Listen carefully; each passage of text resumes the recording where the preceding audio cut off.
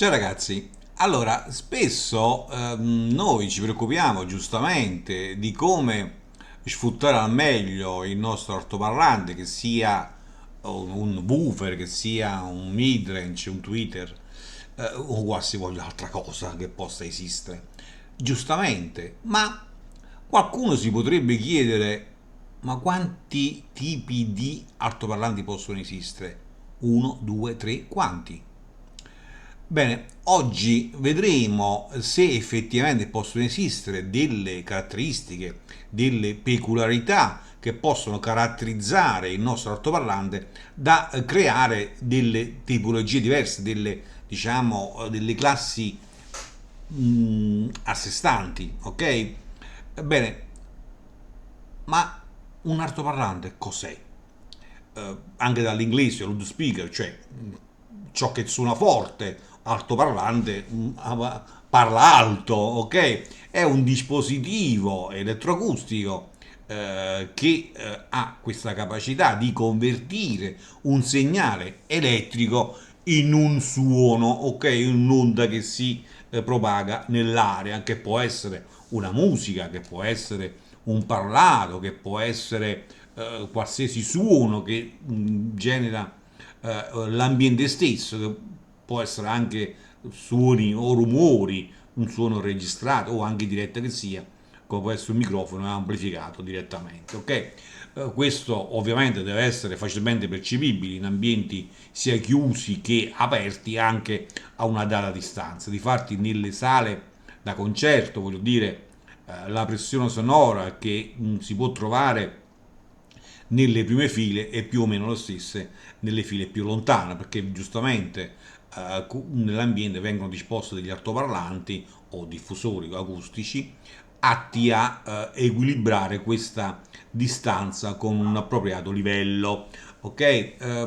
Normalmente e anche ovviamente l'altoparlante è la parte essenziale di un diffusore acustico, come anche una cuffia, ok?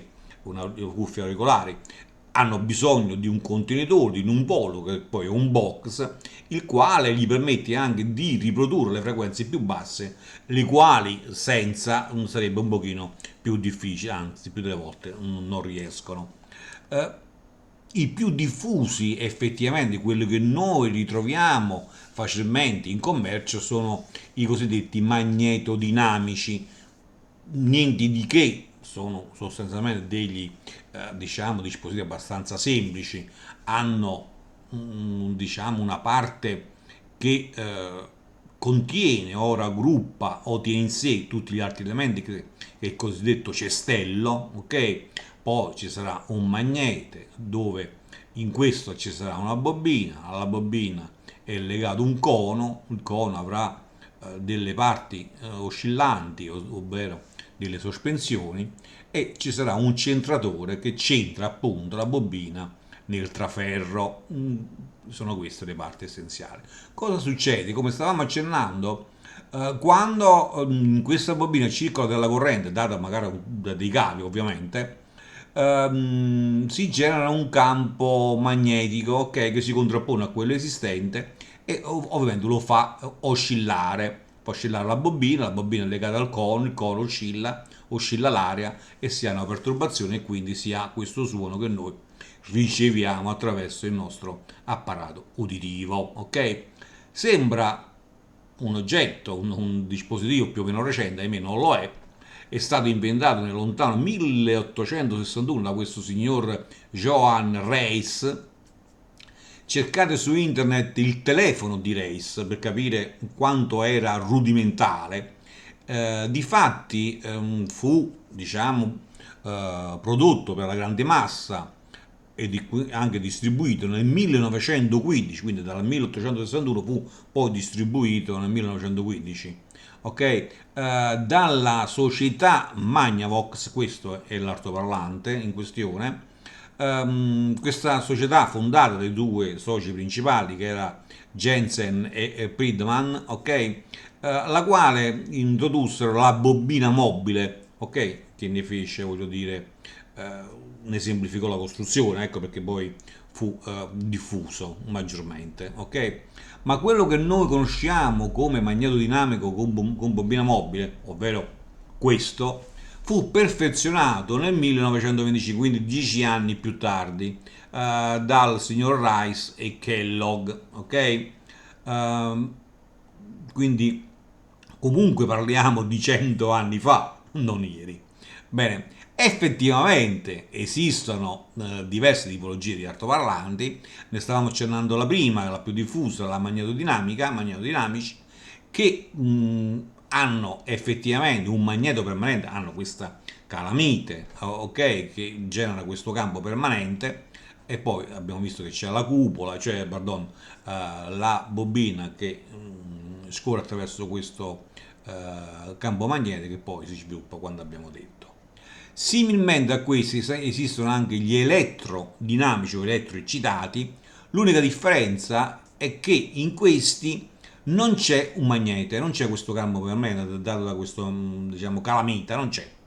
Il campo magnetico è generato da un'altra bobina che è sovrapposta a quella sulla diciamo quella che sorregge il cono, ok? Quindi avrà necessità di un'alimentazione separata, ma sostanzialmente è lo stesso altoparlante. L'unica differenza è uno c'ha il magnete e l'altro c'è un elettromagnete, in buona sostanza.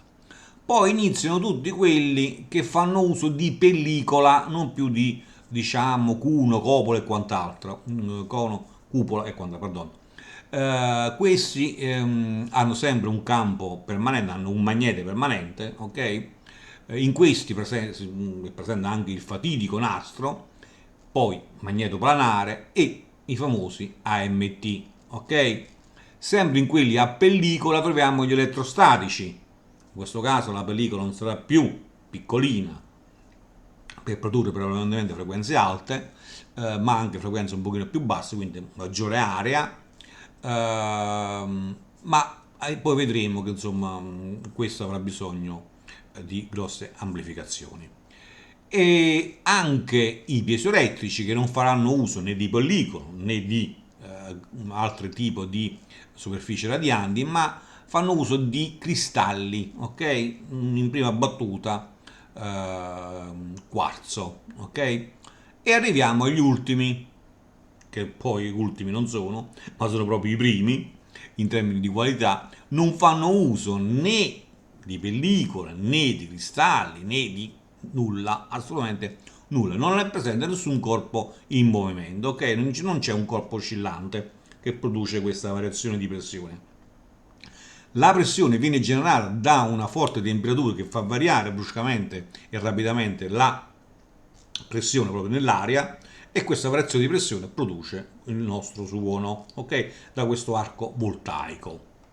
Più nel dettaglio possiamo dire e affermare che effettivamente i magnetodinamici sono i più diffusi, anche perché l'industria ha trovato in questo un maggior compromesso, insomma un buon rapporto tra costi-benefici, e quindi hanno investito un pochino tutti su questa tecnologia.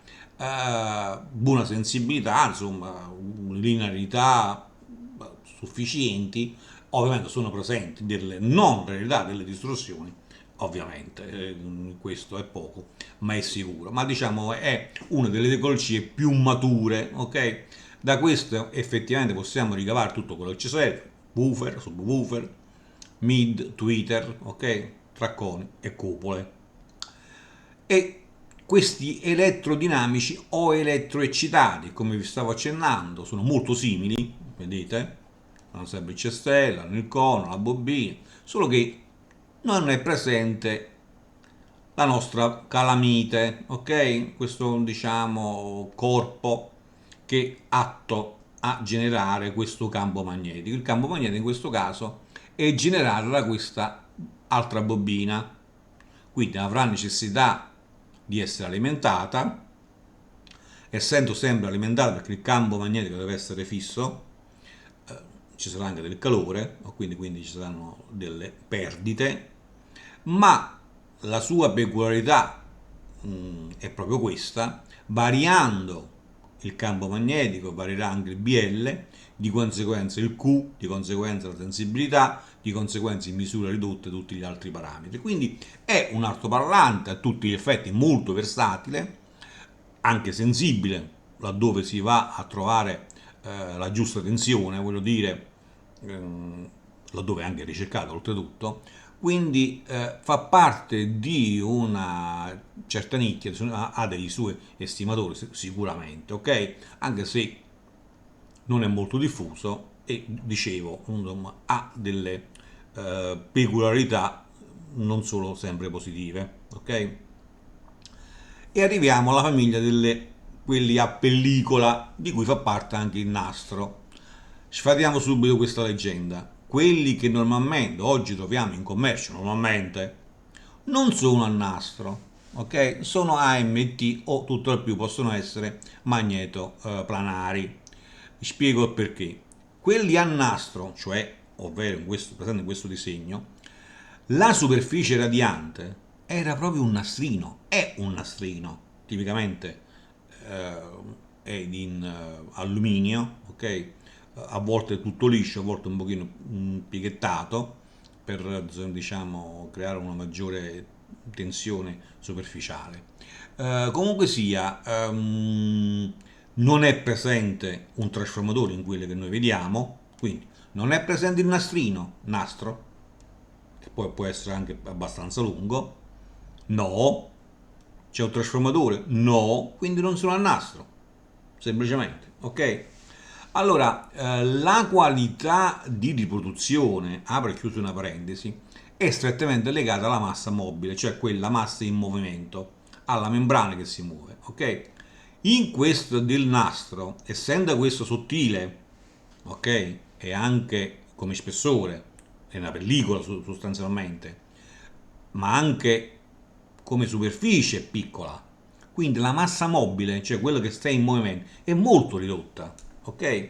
Quindi ha un'ottima qualità, veloce nei transienti, inerzia quasi inesistente. L'unico handicap è la sensibilità, sia dovuta alla superficie che è ridotta, e sia perché praticamente ha un'impedenza molto bassa. L'alluminio necessitava di questo trasformatore che, per quanto perfetta possa essere, ha delle perdite, quindi non è un sistema molto efficiente. Ciò che invece lo è negli AMT perché uno non ha il trasformatore, quindi è già dai costi inferiore. La superficie è maggiore, quindi ha una maggiore efficienza di radiazione.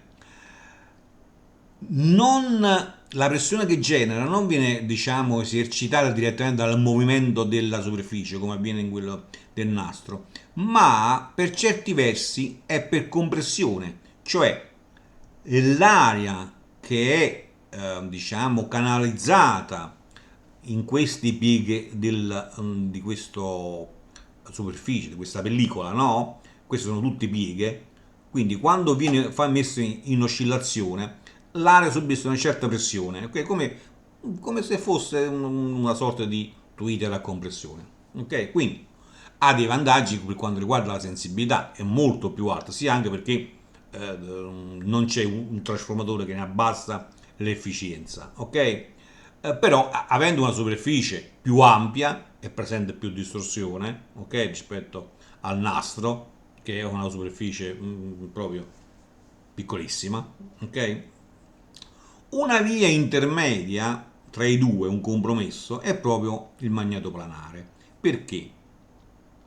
Perché la superficie, diciamo, radiante resta una pellicola molto sottile, ma molto più ampia di quello del nastro. Difatti, il conduttore, che poi genera il campo, è distribuito su tutta l'area, eccolo qua, vedete? Questo fa sì che praticamente la sua impedenza sia abbastanza alta da poter essere, diciamo, pilotata direttamente da un amplificatore, quindi anche in questo caso non c'è un trasformatore per adattare all'impedenza. Ok, quindi anche in questo caso abbiamo costi molto più bassi e una discreta, voglio dire, efficienza. La sensibilità resta più o meno bassa perché ovviamente la superficie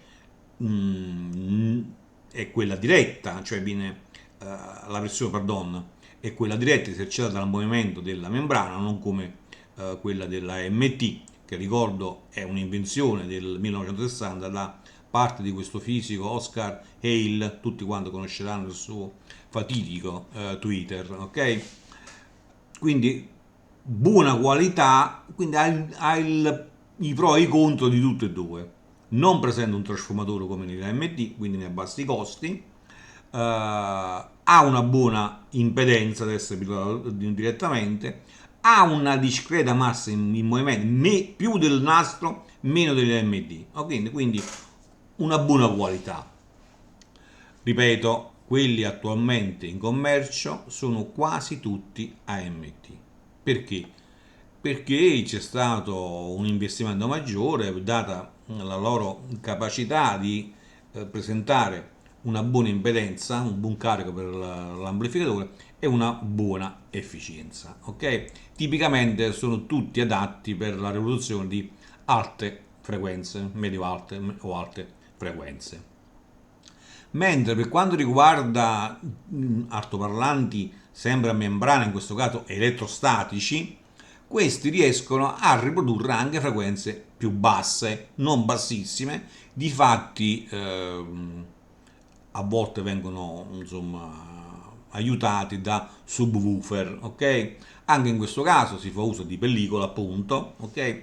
Nel caso specifico degli elettrostatici ci sono degli statori, ok? Si forma una specie, una sorta di sandwich. All'interno c'è la pellicola che oscilla, che è polarizzata, mentre sopra e sotto ci sono questi due statori che vengono alimentati dal segnale direttamente da questo trasformatore. Quando cambia la polarità, ok, il millaro oscilla, giustamente il segnale varia e varia anche il campo. Variando il campo e questo essendo polarizzato, questa membrana oscilla.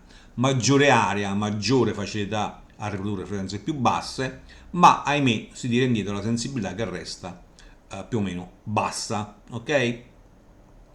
I piezoelettrici non fanno uso né di pellicola né di altra membrana, ma fanno uso dei cristalli, tipicamente quarzo o tormalina. Questo tipo di cristallo ha questa peculiarità: quando viene attraversato dalla tensione si deforma. Invertendo la tensione, come in questo caso, si inverte anche la deformazione. Quindi quando il segnale è oscillante, oscilla anche lui e quindi vibrando, produce perturbazione dell'aria, pressione e suono. Ok, quello che noi ascoltiamo. Ultimamente invece del quarzo turmalina è stato utilizzato questo piombo circonato di titanio PZT, che ha innalzato fortemente la qualità. Difatti una società, mi dispiace non ho avuto modo di prendere nota, c'è una società giapponese che ha prodotto questo tweeter piezoelettrico a tromba. Questa è la sua risposta. Vedete che è abbastanza adeguato, non diciamo altissima come sensibilità, che siamo intorno ai 90, 85, 90 decibel come media, però vediamo che è molto estesa e molto, molto, molto più regolare rispetto ai quei classici al quarzo tipico di quelli Motorola, se ben ricordate, no? Buona sensibilità, in questo caso buona anche la risposta. Difatti, a tutto titolo possono rientrare e vogliono farlo rientrare in quelli hi-fi, ok? Ed infine abbiamo quelli a plasma, che sembrerebbe una tecnologia futuristica. Ahimè, è stata inventata nel 1928. Ok, il primo fu questo Ion Fan, ok, che produceva attraverso una tromba questo fascio di ioni, questo plasma, il quale, come anticipavo, riscalda l'aria, quindi la pressione varia e si produce questo suono. Questo è il miglior dispositivo che abbiamo attualmente per riprodurre la produzione delle alte frequenze. Perché? Perché non c'è massa in movimento, non c'è massa oscillante, non c'è cristalli, non ci sono filamenti, non ci sono membrane, nulla di nulla. Non essendoci nessun corpo in movimento, non si hanno distorsioni dovute a questi. È il massimo che si può fare. Ahimè, è anche il più costoso, perché ovviamente è ovviamente commercializzato. mm? Dicevo, non è economico, sicuramente è uno dei più costosi, perché c'è tutto, diciamo, un circuito di componenti, come si può vedere anche questo prodotto nel lontano 1928, non era abbastanza semplice, ma anche attualmente non lo è, come si può vedere in questa immagine. C'è tutto, diciamo, il necessario, magari non ci sarà una valvola, ci saranno un circuito che usa transistor, ma il procedimento è lo stesso, bisogna innalzare, voglio dire, a migliaia di volts affinché si crea l'arco voltaico, questo fascio di ioni che poi va a modificare la temperatura velocemente per produrre il suono. Ok? È il massimo per quanto riguarda la qualità, sicuramente costoso pure, ma anche in termini di sicurezza non è il massimo perché come tutti gli archi voltaici produce ozono che non fa bene all'ambiente nemmeno all'uomo. Quindi laddove vogliate questa massima qualità e desiderate, voglio dire, acquistarlo, sappiate che di tanto in tanto dovete ventilare i vostri locali d'estate. Diciamo, fa piacere ventilare, ma d'inverno un pochino meno, credo. Ok? Pensateci bene. Al di là, voglio dire, può essere antipatico veramente, anche perché bisogna farlo assolutamente. È pericoloso. Ok? Bene, quindi velocemente possiamo sicuramente affermare che i più diffusi sono questi elettrodinamici che fanno uso della bobina mobile. Per quanto riguarda quelli a uso domestico, sensibilità 85-90 decibel, per quanto riguarda invece i professional a uso PA, possono arrivare anche a 96 decibel. Tecnologia ormai matura, ok? È il massimo che si può avere tra costi e benefici. Abbiamo gli elettrici dati, che come abbiamo visto sono molto simili, hanno i loro estimatori sicuramente per le loro qualità che abbiamo visto, normalmente hanno una sensibilità quasi pari, poi ovviamente potendo andare a aggiustare il tiro attraverso le correnti nella bobina si possono raggiungere anche i 100 decibel, ok? Quindi sono altoparlanti abbastanza particolari che hanno tutto il mio rispetto, ok? E i magneti planari che come abbiamo visto è il giusto compromesso tra gli AMT e quelli a nastro, sensibilità medio-bassa, ok? Buona qualità, un pochino costosi perché diciamo hanno bisogno di magneti consistenti, poi la superficie radiante, insomma la costruzione è abbastanza più complicata rispetto agli altri. I nastri abbiamo detto ottima qualità per i motivi che abbiamo elencati, per la loro massa esigua, ok? Sensibilità più o meno bassa. Gli AMT, i più diffusi, li abbiamo visti, sensibilità medio-alta, vantaggi, anche quelli abbiamo visto e sono indubbiamente degli apparati abbastanza validi. Gli elettrostatici, ok?